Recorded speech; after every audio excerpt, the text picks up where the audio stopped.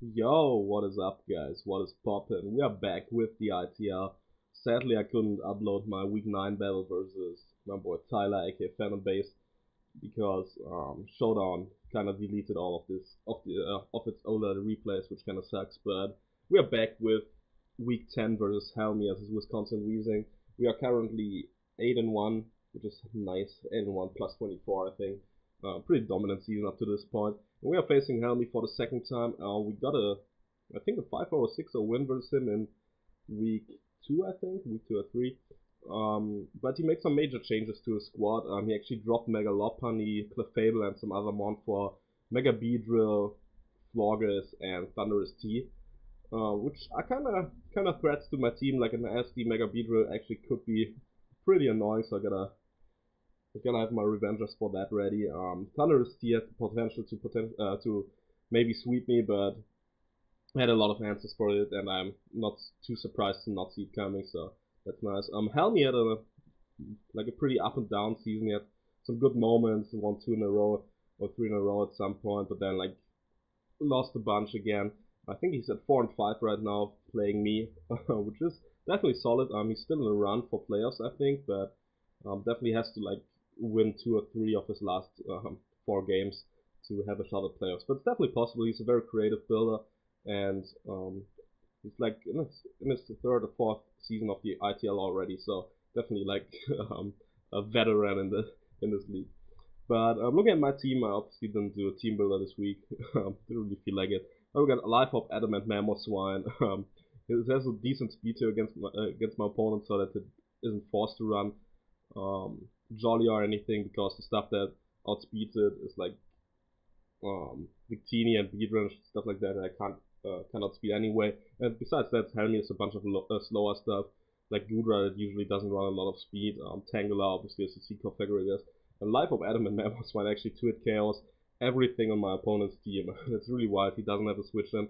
With rocks up, that is. Like, defensive configurators can take 2 Earthquakes, but only if no hazards are up. That's really nice. And you see my opponent didn't bring hazard removal, so that's kind of cool. Got Earthquake, Ice Crash, Ice Shot, and Stealth Rock on Mammoth. But to be fair, getting rocks up will be kind of tough, because like look at my opponent's team. I can't only get them out when I force something out, and I may as well choose to get the big hit off in form of an Earthquake or an Icicle Crash, which makes sense, I guess. So yeah, gotta like find the right time to get up rocks potentially. Tornadus T is a Assault Vest variant. Can take on stuff like Roserade, which my opponent didn't bring. Stuff like Gudra if it's like a Spectre and Assault Vest with Draco Meteor. Can check Trick Room Pythagoras, which is decent. Especially the Teeny obviously is kind of hard walled by Tornadus T with an Assault Vest, even if he has the Thunderbolt, that's like does over 50, but then I can like get a knockoff off or like just U-turn out into something that can revenge it, so it's not too big of a deal. Mega Venusaur is a defensive variant, obviously like mixed defense with some special attack, and there's Toxic Synthesis, Sludge Bomb, Giga Drain. Like it basically checks everything on my opponent's squad. It can take a hit from Beedrill, can shoot hits from Clefairies if it's offensive, can take hits from Gudra and Toxic potentially. Obviously doesn't care about Tangela, and Darkfield it always comes in on Tangela, which is really hype, so I can fire off big sludge bombs or Toxic or whatever. Hydreigon here is a pretty cool set. It's basically the exact same set that I brought with him in week 2, because like my opponent only has 1 fairy and no dragon resist besides that. I have a dragon pull set, modest Hydreigon with just a little bit of speed to speed creep, like uninvested Victini or stuff like that. With like Roost and Taunt, which comes in really handy versus stuff like Clefairies, potentially Curse Gudra, potentially like some annoying Tangela set, and some of his like more passive stuff like Mandibus, which he decides to not bring. There's Roost, Taunt, Drank Pulse, and Flash Cannon with the Stelium Z. Flash Cannon with Corkscrew Crash was basically my way to hit Florges. If I predict Florges to come in and hit with a Flash Cannon, it's killed by the Corkscrew Crash on the next turn, so that's pretty hype. So that's not really a check to me. But as you see, didn't bring it, so that's cool. Other Momola here is a Rocky Helmet set with Skull, Toxic, Wish Protect. Nothing special, but it can like Toxic stuff like the Tangela on the switch in, can toxic the Cofarius, can like get Rocky Helmet chip off on Beedrill or Victini depending on their stats. Like if Beedrill wants to U-turn out, it's pretty pretty solid. I can like just get the damage off, take like 35% or so from the U-turn and go from there. So that's kind of cool. Frostless here is a pretty hype mon. It's one of the latest additions to my team. I think I got it in week 7 or so. It's a Scarf variant with enough speed for Timid. Thunderous D obviously, as well as the Timid Victini. The Shadow Ball, Ice Beam, Destiny Bond, and Spikes. Spikes just in case my opponent doesn't bring removal and like it can just pressure his removal anyway. It blocks Blastoise, which is one of his removals, from spinning because of ghost typing. It can like 2 KO physically defensive Mandibuzz with Ice Beam. That's pretty hype. But yeah, look at my opponent's team. Mammoth Swine is a great matchup. Hydreigon doesn't have a switch in at all, and like my Walker should be able to take on most sets my opponent could bring, unless like a weakness policy Victini that wants to take a hit from like knockoff tornadoes, what's it called, Scarred from Alumomola and shit like that. That could get a little bit scary, but I also have the Scarf Rosters to potentially revenge it, so that's cool. I decided to lead off with my Hydreigon because if he leads off with anything that's anything besides Beedrill, I basically have a good matchup. If he's like Dazzling Gleam Victini, that could be annoying, but I definitely would scout it. But if he leads off with Tangela, Kofag, Goodra, or Ductrio, I can just fire off attacks. With my investment, I should take some hits from Goodra unless it's a Draco Meteor variant. I can take stuff like Dragon Pulse easily, so that's kind of cool. But my opponent SSC leads off with Beedrill. It's pretty fine with me. I don't really care. I just go hard into my Alumola to get the Rocky Helmet chip off. That's not too big of a deal. Gets a crit, which doesn't really matter because Regenerator is a great ability that will just like get me back to full. And he goes into his Cofarius. Wasn't sure what he was gonna do, maybe toxic me, so I decided to go into my Venusaur to take any hit and scout for the damage. It was a Trick Room variant with Nasty Plot, could have been a little annoying, but the Shadow Ball damage reveals that it is probably uninvested or close to uninvested special attack, so that's not too big of a deal. It goes into Goodra, Sapphire off the Toxic. I figured Goodra was the switching because of Sap Zipper and like just shooting special hits in general. And I think I just go into my Taunty and expecting him to like go for a Draco Meteor or anything, but he actually goes for the Curse, and it's like can be kind of threatening if it's like Curse Rest Talk with whatever attack he has, but I have basically switched into every attack he could have. Like I know it can't be just Dragon Tail, Curse Sleep Talk Goodra because I have a Tapu Fini on my squad that like hard wards this set and can take a bunch of it by Calm Mining or so. So it kind of has to have Curse Rest and then like 2 attacking moves. So I figured it is not a it's not a Sleep Talk set on this next turn. So I decided to go hard into my go for the U-turn hard into my Mammoth Swine, knowing that he has to probably burn a ton of sleep, which he actually does. So that's cool. I can just fire off an Ice Crash, not messing around with this threat. Actually has a chance to kill Goodra even at +1. But he goes into Victini, which again takes 31% damage, which is really nice for me. I can just go into Alumomola, scout for the damage, see what it wants to do, and yeah, it just fires off Blue Flare. So this is a special Victini and it looks to be modest because Blue Flare, Timid Blue Flare doesn't do as much as like 34%, so definitely has to be like a modest Victini or like a Rash or whatever it is. But this is fine with me. I can just switch out into my Dragon. I'm scouting for the T-Bolt. It actually shows the Charge Beam, which is fine. On this turn, I still have to scout for Dazzling Gleam or Focus Blast, so I have to pull another switch, I think, into my Tornadus.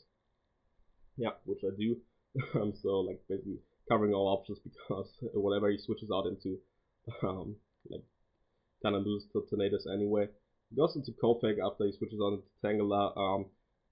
The way he switched out was like with Victini, either showed me that he didn't have coverage to hit it or he feared to Scarf, but definitely still have to scout for potential like Focus Blast or so, because it's also a Z Crystal user that can like just go for the Z Focus Blast and knock on my Hydreigon. And like the switch that we both made on this turn basically showed him that I'm not Scarf because he switched it first. So he still could have coverage for my Hydreigons, but like just could have scouted for the Scarf, which he successfully did. I can use an out into my Dragon Fire of the Dragon Pulse, nothing really wants to take it. Or I taunt the Kofik first because I don't want to toxic me or trick room up, which he actually decides to do. So now I can start clicking Dragon Pulse. I mean, he goes hard into Gudra, probably expecting me to go for Dark Pulse and use it as a pivot, but as you see, I just like fire for Dragon Pulse, go for another one.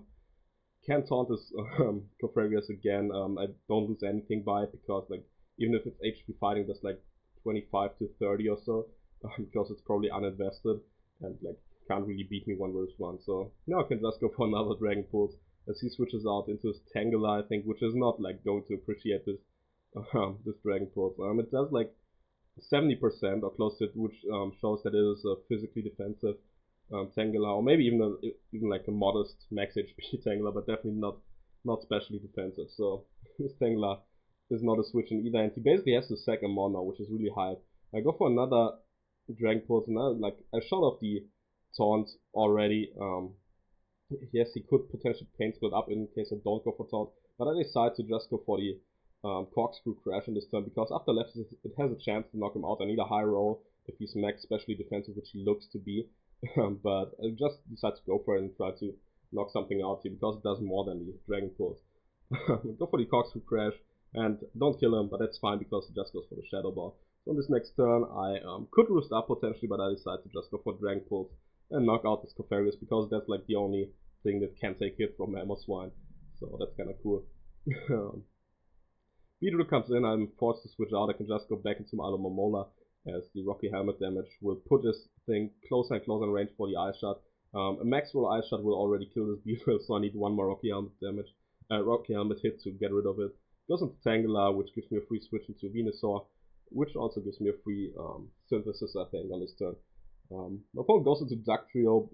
Don't really know why, it can't do anything to me. It's not a Z captain, so I can't go for the Supersonic Sky Strike, which I would have chosen anyways. I just fire for Giga Dragon. He goes for the Banded Aerial Ace, that's 30%, which Life of Aerial Ace, my bad. That's 30% and like just doesn't do shit to me. So I'm back at full and Dugtrio is gone, which is nice, but Dugtrio wasn't doing anything to me anyway. Beedrill comes in. I could have potentially like gone for the Synthesis to scout for the damage he does, potentially scout for U-turn or so. Could have gone for Sludge Bomb, which would have done like 25 to 30, but I didn't really want to give him too much of a free setup if he's SD Roost with Poison Jab and U-turn. That could have been really annoying, so I decided to go back into my Alomomola trying to fish for the burn. I don't need Alo anymore because Victini is a special attack and the rest of the stuff like beats Alomomola. I go for the Scald as he goes to +4, which is scary, but now he's forced to attack me because he can't play around with another Scald. So in case he is actually like a roost variant, he could have roosted there, but that would have meant that he had to like play around with potential Scald burns and shit like that. So was kind of forced to roost, and now he's in range for Ice Shot. I just go to my Mamoswine.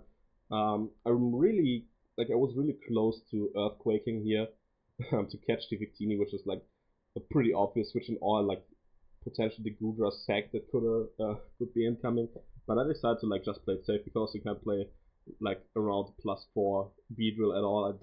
Yes, I have one Revenger left in form of the Frostless, but I don't want to like just let him kill my Mamoswine potentially with Poison Jab. But makes it a smart switch and goes to Victini. So had I Earthquake there, I would have like would have gotten rid of the Victini, and you will see Victini now becomes a little bit of a problem. Now it's a special attacker, so I decided to go into my Tornadus T. So my opponent fires off a Blue Flare.